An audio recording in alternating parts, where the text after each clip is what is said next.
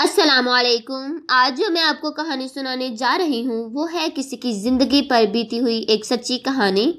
اپنی آج کی اس کہانی کو شروع کرنے سے پہلے میں اپنے تمام ویور سے ریکویسٹ کرتی ہوں کہ جنہوں نے ابھی تک ہمارے چینل کو سبسکرائب نہیں کیا وہ سب سے پہلے ہمارے چینل کو سبسکرائب کر لیں اور ساتھ موجود بیل آئیکن کو دبائیں تاکہ ہماری آنے والی ہر نئی ویڈیو کے اپڈیٹس آپ کو مل سکیں۔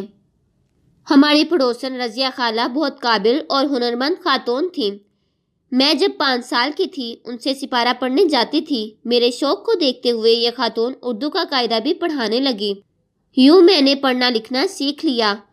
ہمارے گھر کا ماحول کشیدہ رہتا جس کی وجہ سے ہم سب پریشان رہتے۔ والدین کی آپس میں نہیں بنتی تھی۔ ہوش سنبھالا تو سمجھ میں آ گیا کہ اصل وجہ غربت ہے۔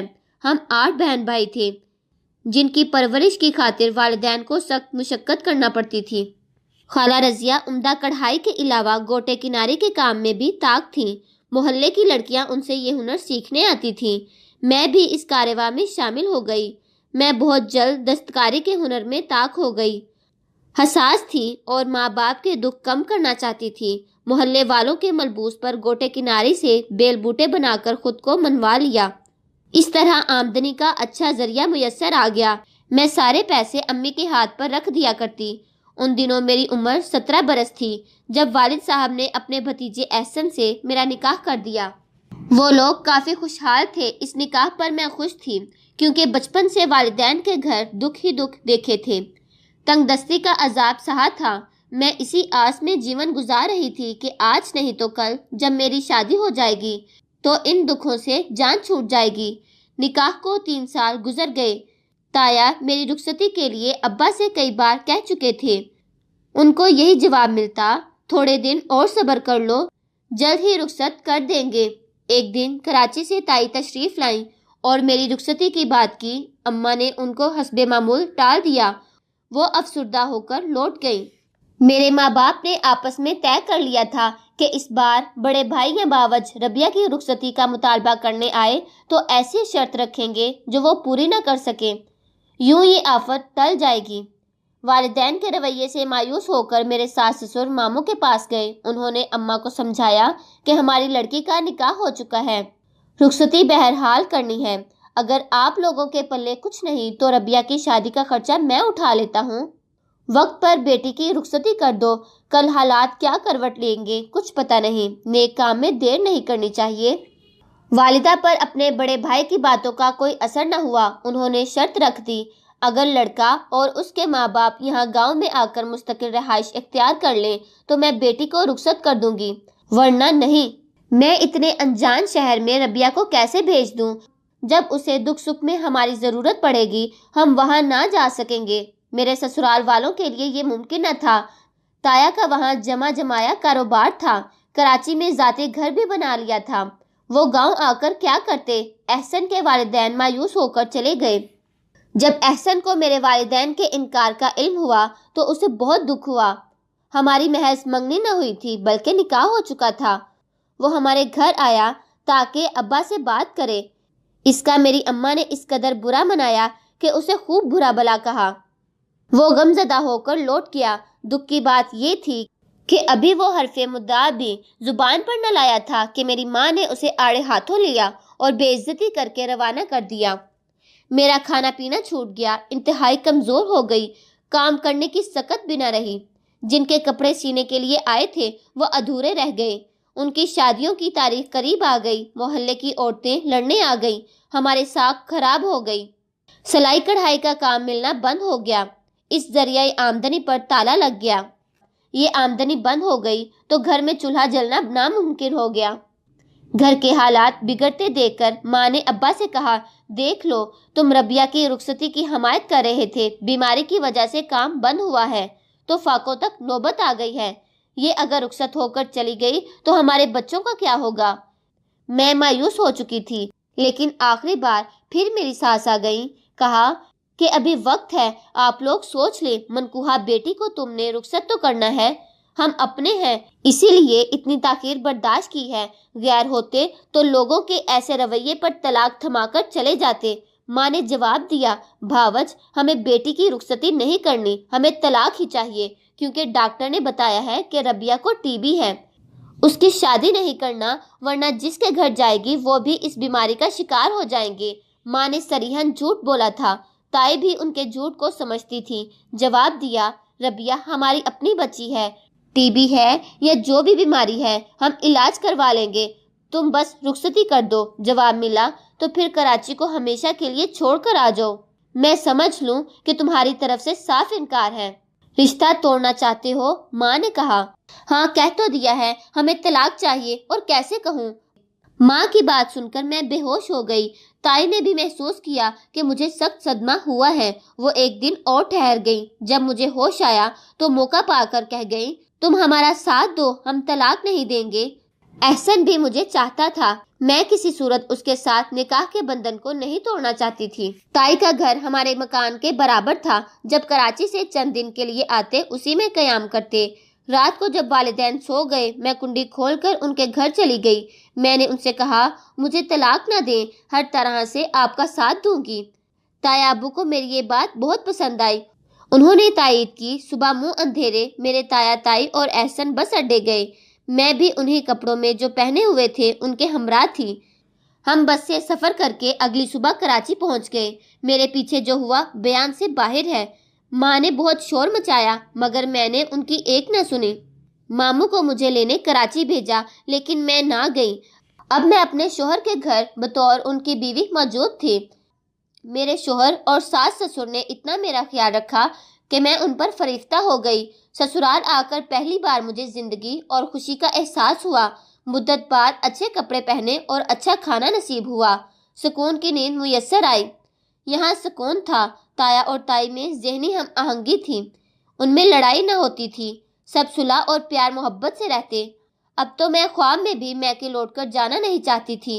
میری شادی کو 6 ماہ گزر چکے تھے۔ اس دوران والدہ نے کئی رشتہ داروں کو بھیجا کہ تایا پر دباؤ ڈالیں، وہ ہماری بیٹی کو بھیج دیں۔ میں نے انکار کر دیا۔ عید میں 1 ہفتہ باقی تھا کہ ایک دن اچانک ماں آ گئی۔ آتے ہی مجھ سے لپٹ کر دھاڑے مار کر رونے لگی۔ ان کو بلکتا دیکھ کر میں بھی رونے لگی۔ احسن نے والدہ کو تسلی دی، معافی مانگی اور کہا، چچی جان یہ آپ کی بیٹی ہے، گھبرائیے نہیں، ہم اسے میکے آنے جانے سے کبھی نہیں روکیں گے، میں خود ربیہ کو لے کر آؤں گا۔ عید میں 2 روز باقی تھے۔ اماں بولی، اب گھر جانا ہے، مہربانی کرو میری بیٹی کو عید پر میرے ساتھ جانے دو، اس کے بہن بھائی بہت اداس ہیں، اس کا باپ بیمار پڑا ہے، جب سے یہ گئی ہے کسی نے ٹھیک طرح سے کھانا نہیں کھایا اور نہ سکون کی نیند کوئی سویا ہے۔ انہوں نے اس قدر مجبور کیا کہ تایا اور تائی کو اجازت دیتے ہی بنی۔ کہا کہ احسن ساتھ جائے گا اور ساتھ لے آئے گا۔ اماں بولی، کیا مجھ پر اعتبار نہیں؟ میں خود پہنچانے آ جاؤں گی۔ احسن تو 2 دن بعد واپس جانے کا کہے گا، جبکہ ربیہ کو میں چند دن اپنے پاس رکھنا چاہوں گی۔ اب تو شادی ہو چکی ہے، شادی شدہ لڑکی کو کون ماں باپ اس کے گھر واپس جانے سے روک سکتے ہیں؟ ماں یہ کہتے ہوئے روتی رہی تو سبھی کا دل پسیج ہو گیا۔ احسن نے کہا، امی جان ربیہ کو چچی کے ساتھ جانے دیجیے، میں ہفتہ 10 دن بعد خود جا کر لے آؤں گا۔ میں نے بھی ساس سے التجا کی تو وہ راضی ہو گئی اور اماں مجھے ساتھ لے کر گاؤں آ گئی۔ 10 دن بعد میں نے بیگ میں کپڑے رکھے اور جانے کی تیاری کر لی کہ آج کل میں احسن آنے والے تھے مگر وہ نہیں آئے۔ البتہ والد صاحب مجھے بتائے بغیر کراچی روانہ ہو گئے۔ ابا 2 دن بعد لوٹے تو ان کے ہاتھ میں طلاق کے کاغذات تھے۔ نہ جانے انہوں نے وہاں جا کر کیا فساد کھڑا کیا کہ تایا نے بیٹے کو حکم دے دیا، میرا بھائی بیٹی کے ماتھے پر ہر صورت طلاق کا ٹیکا سجانا چاہتا ہے تو اس کی منشا پوری کر دو۔ میں دیوانی سی ہو گئی، مسلسل بخار رہنے لگا۔ پہلے ٹی بی نہ تھی، اب سچ مچ اس موذی بیماری نے پکڑ لیا۔ والدین کی غربت کا بوجھ بانٹنے کے بجائے خود ان پر بوجھ بن گئی۔ والدین گھبرا گئے، علاج کے پیسے کہاں تھے؟ سوچا کہ کسی ایسے شخص سے اس کی شادی کر دیتے ہیں جو میرا علاج کرائے اور کچھ ان کی مالی مدد بھی کرے۔ یہ ماموں کا ایک دوست فیضان تھا، اسکول کا ہیڈ ماسٹر تھا۔ بیوی کی وفات کو کافی سال گزر چکے تھے، 2 بیٹے اور 1 بیٹی شادی شدہ تھے اور فیضان اب تنہا زندگی گزار رہے تھے۔ کوئی روٹی پکا کر دینے والا نہ تھا اور نہ کوئی گھر سنبھالنے والا، تنہائی سے تنگ تھے۔ ماموں نے میرا ذکر کیا لیکن ٹی بی کا نہ بتایا۔ اس شخص نے مجھے نکاح میں لینے کی خواہش کا اظہار کر دیا۔ بدلے میں والد کی شرط بھی بتا دی کہ شادی کے خرچے کی مد میں 5 لاکھ دینا ہوں گے۔ ماسٹر صاحب خوشحال آدمی تھے، انہوں نے یہ سودا بخوشی قبول کر لیا۔ میرے ماں باپ کی غربت کا وقتی حل نکل آیا اور ٹی بی کی مریضہ بیٹی سے بھی نجات مل گئی۔ ماسٹر نے جلد ہی محسوس کر لیا کہ میں بیمار ہوں، کیونکہ ہلکی کھانسی اور ہر وقت حرارت سے انہوں نے اندازہ لگا لیا کہ صحت کا کوئی مسئلہ ہے۔ شہر لے جا کر ایکس رے کرائے۔ ڈاکٹر نے بتایا کہ ٹی بی کی پہلی سٹیج ہے، چونکہ مرض کی شروعات ہے، علاج سے صحت یابی ممکن ہے۔ فیضان نے میرا بہت توجہ سے علاج کرایا۔ میں مکمل طور پر صحت یاب ہو گئی۔ ان کی مشکور تھی، لیکن محبت پھر بھی نہ کر سکی، کیونکہ احسن کی یاد ابھی تک میرے دل میں گھر کیے ہوئے تھی، جسے بھلا دینا میرے بس کی بات نہ تھی۔ ایک دن میڈیکل سٹور پر دوا لے رہی تھی کہ اچانک سے احسن وہاں آ گیا۔ میں نے شکوہ کیا، تم نے مجھے طلاق کیوں دی؟ وہ بولا، چچا اپنے آپ کو چھرا مار کر ختم کرنے والے تھے۔ بڑی مشکل سے ہم سب نے پکڑا اور ان کے ہاتھ سے چھرا لیا۔ انہوں نے مجبور کر دیا، ورنہ میں تمہیں کبھی طلاق نہ دیتا۔ ابھی ہم بات کر رہے تھے کہ ماسٹر صاحب وہاں آ گئے۔ وہ ہماری پشت پر کھڑے تھے۔ ساری باتیں انہوں نے خود اپنے کانوں سے سن لی، مگر سٹور پر چپ رہے اور خاموشی سے پلٹ کر چلے گئے۔ جب وہ دکان سے نکلے تو میری نظر ان پر پڑی۔ سوچنے لگی، یا اللہ، اب کیا ہوگا؟ مجھے سہما ہوا دیکھ کر احسن نے کہا، ڈرو نہیں، کچھ نہ ہوگا، چلو میں تمہیں تمہارے گھر چھوڑ آؤں۔ راستے میں تھانہ پڑتا تھا۔ ہم دونوں جب وہاں سے گزرے، ایک پولیس والا ہمیں دیکھ رہا تھا۔ وہ ہمارے قریب آ کر بولا، آپ لوگ کہاں جا رہے ہو؟ اس سوال پر میں سہم گئی اور احسن کا چہرہ بھی فک ہو گیا۔ جانے کیوں اس نے اس طرح پوچھ لیا تھا، لیکن جب ہماری گھبراہٹ دیکھی تو اسے شک گزرا۔ تم لوگ آپس میں کیا لگتے ہو؟ احسن نے جان چھڑانے کو کہہ دیا، بھائی صاحب یہ میری بیوی ہے۔ مگر تم کیوں پوچھ رہے ہو؟ آخر تمہیں کیا لینا دینا ہے؟ وہ سخت مزاج شخص تھا، کہنے لگا، جو بھی لینا دینا ہے ابھی پتہ چل جائے گا، چلو اندر۔ اس کے ساتھ تکرار کرنے سے بہتر ہے کہ کچھ نوٹ نظر کر کے جان چھڑا لے۔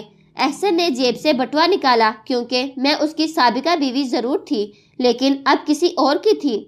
اپنی عزت بچانے کی خاطر ہم تھانے کے اندر چلے گئے۔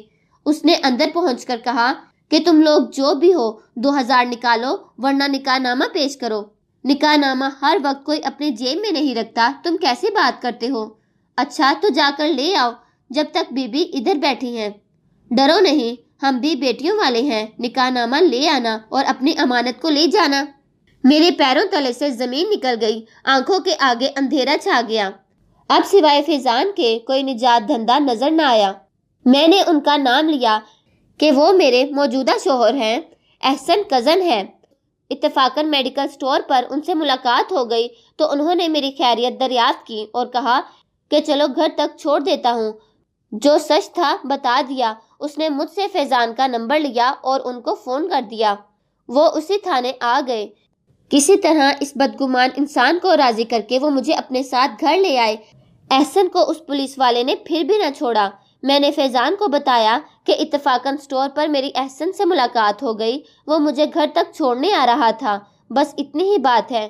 فیضان نے میری بات کا یقین کر لیا۔ وہ ایک رحم دل آدمی تھا۔ میری آنکھوں سے بہتے آنسو میری سچائی کی گواہی دے رہے تھے۔ فیضان کو اپنی عزت کا پاس تھا۔ اس واقعے پر خاموشی اختیار کر لی اور کسی کو کچھ نہ بتایا۔ چند دن احسن حوالات میں رہا، پھر اسے تایا چھڑا کر لے گئے۔ اس واقعے کے بعد میں فیضان کی عظمت کی دل سے قائل ہو گئی۔ اس شخص نے نہ مجھے تانا دیا اور نہ باز پرست کی، اور نہ ہی میرے ساتھ برا رویہ اختیار کیا۔ جب تک فیضان زندہ رہے میرا بہت خیال رکھا۔ وفات سے کچھ دن قبل مکان اور اتنی نقدی رقم میرے نام کر گئے کہ میں باقی زندگی عزت سے گزار سکوں۔ فیضان جیسے لوگ نایاب ہوتے ہیں اور کم ہی کسی عورت کے نصیب میں ایسا شوہر ہوتا ہے۔